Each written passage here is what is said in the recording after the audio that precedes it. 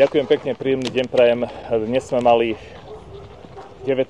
rezortný deň nášho ministerstva v poradí, tentoraz so zástupcami miest a obcí v okresoch Žilina a Bytča. Je to preto, lebo sme presvedčení o tom, že Slovensko a jeho regióny sa nedajú riadiť z Bratislavy, ale musia sa riadiť tak, že chodíme za starostami a primátormi, pýtame sa ich na ich problémy a hľadáme spoločne na ne riešenia.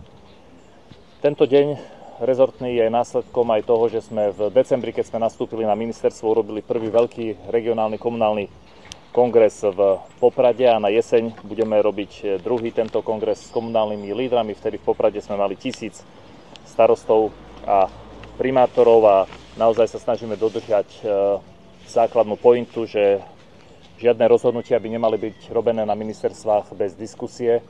Informovali sme starostov o opatreniach a zákonoch, ktoré sme robili a ktoré robíme.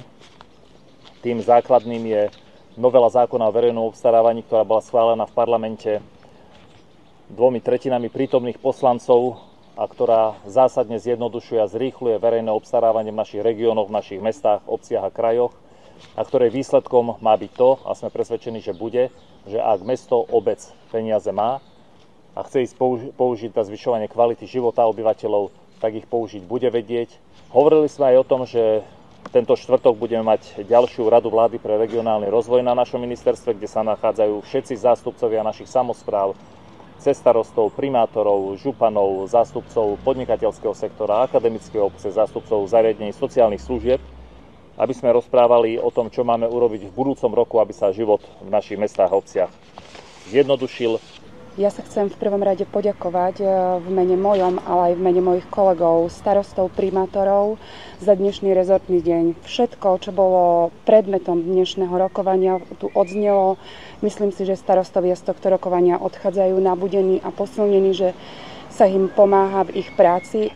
Pán minister so svojimi kolegami prišli medzi nás, aby si vypočuli tie problémy, ktoré máme každý deň. A som veľmi rád, že nastavili takúto cestu, že najprv si vypočujú tieto problémy, ktoré máme spoločne s našimi obyvateľmi, až následne idú do legislatívneho konania. Preto sme dnes diskutovali o tom, akým spôsobom nastavíme fond na predprojektovú prípravu, ktorý pomôže samosprávam lepšie sa nachystať pri eurofondoch. Diskutovali sme o tom, akým spôsobom po vyriešení pozemkov Slovenského pozemkového fondu by sme chceli nastaviť riešenia na to, aby prázdne štátne budovy a nevyužité pozemky v správe ministerstiev mohli byť bezodplatne prevedené pre verejnoprospešné účely a potreby miest, obcí a samosprávnych krajov.